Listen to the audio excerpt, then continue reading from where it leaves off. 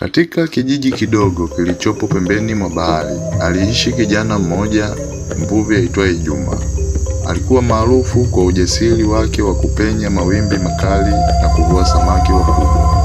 Wavuvi wenzake walimheshimu, lakini wazee wa kijiji walimtazama kwa wasiwasi. Juma hakuwa mtu wa kusikiliza hadithi za zamani au kufuata masharti ya bahari.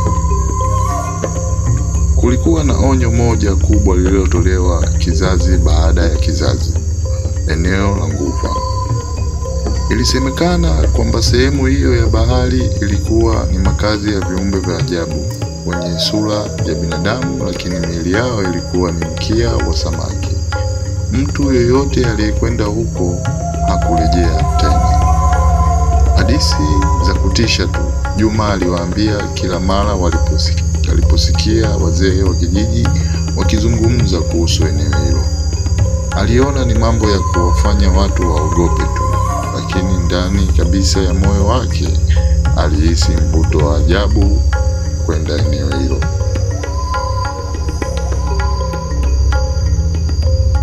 Siku moja, akiwa na kiu ya kuvua zaidi, Juma aliamua kwenda eneo lililokatazwa. Alipofika, bahari ilikuwa tulivu ajabu. Hakukuwa na mawimbi makali wala upepo mkali. Ilikuwa kimya kupita kiasi. Alitupa nyavu zake ndani ya maji, lakini badala ya kuhisi uzito wa samaki, alihisi mvutano tofauti na kawaida. Alivuta kwa nguvu. Kabla hajajua kilichotokea, nguvu kubwa ilimvuta chini ya maji. Alipoamka, alijikuta kwenye sehemu ya ajabu chini ya bahari. Ilikuwa na mwangaza hafifu wa buluu na vioo vya asili vilivyometa kwa mwanga wa lulu. Mbele yake alisimama mwanamke wa ajabu, mrembo kupindukia, mwenye nywele ndefu zilizoning'inia majini na macho yake kijani yenye kina. "Mimi ni Amina," aliongea kwa sauti tamu yenye utulivu. "Nimekuwa nikikutazama kwa muda mrefu, Juma." Juma alishangaa jinsi alivyomjua jina lake, lakini kabla hajajiuliza zaidi, alihisi kitu cha ajabu. Hisia kali za mvuto kuelekea kwake. Ilikuwa ni mapenzi ya aina ambayo hakuwahi kuhisi kwa mwanamke yoyote.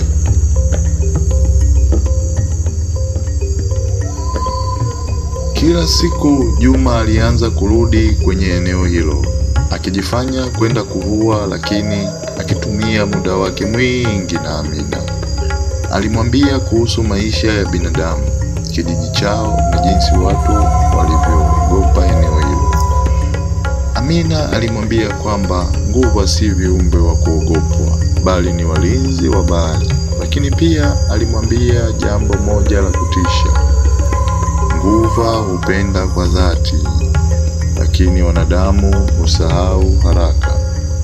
Juma alimwahidi kuwa yeye ni tofauti, kwamba hata msahau kamwe, kwamba atakuwa wake milele. Amina alitabasamu, lakini macho yake yalijificha shaka. Moyo wa binadamu ni mwepesi kubadilika, lakini moyo wa Nguva hauwezi kusahau, alisema kwa upole.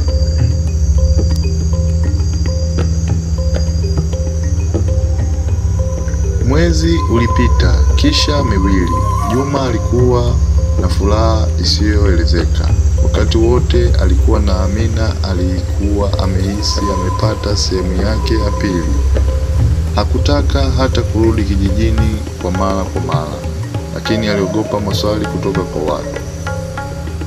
Siku moja Amina alimuuliza kwa sauti ya upole lakini yenye mshindo wa utani, "Je, unanipenda kwa dhati, Juma?"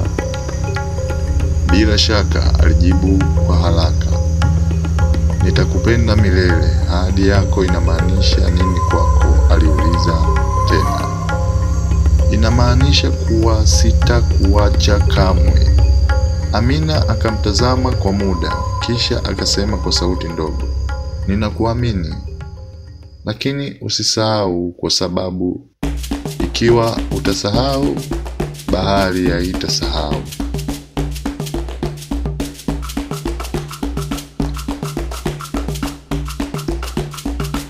Miezi ilipita na Juma akaanza kuhisi kuwa anahitaji kuungana tena na watu wake. Alianza kwenda baharini mara chache, akimwona Amina mara kwa mara. Kisha siku moja alikutana na Halima, binti mzuri wa kijiji ambaye alikuwa akimpenda kwa muda mrefu. Polepole alisahau safari zake za baharini. Hakumwona Amina kwa wiki, kisha miezi.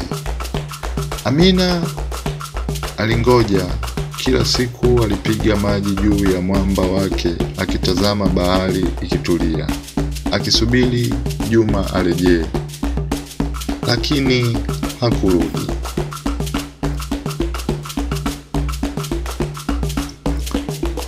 Siku moja Juma aliingia baharini tena bila wazo lolote kuhusu Amina, lakini mara hii bahari haikuwa tulivu kama zamani. Mawimbi yalikuwa mazito, upepo ulikuwa mkali. Kisha ghafla maji yalianza kuchemka, na kutoka chini kabisa ya bahari Amina alitokea. Uso wake haukuwa na tabasamu tena. Macho yake yaling'aa kwa huzuni na hasira. "Ulisema utanisahau," alisema kwa sauti nzito. Juma alishtuka, akajaribu kumzungumza, lakini kabla hajapata nafasi, maji yalipanda juu yakamfunika na akazama ndani ya kina kirefu cha bahari.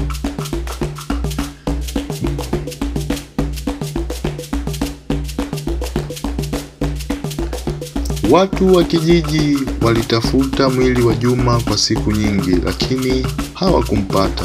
Halima aliangua kilio si cha kawaida, akimwomba Mungu amrudishe mpenzi wake. Lakini wazee wa kijiji walijua kwamba Juma alikuwa amevunja ahadi za nguvu za bahari, aziachi deni bila kulipwa. Hawakusema chochote, lakini waliwaonya vijana wengine, ahadi za bahari si za kuchezea. Mmoja wao alisema,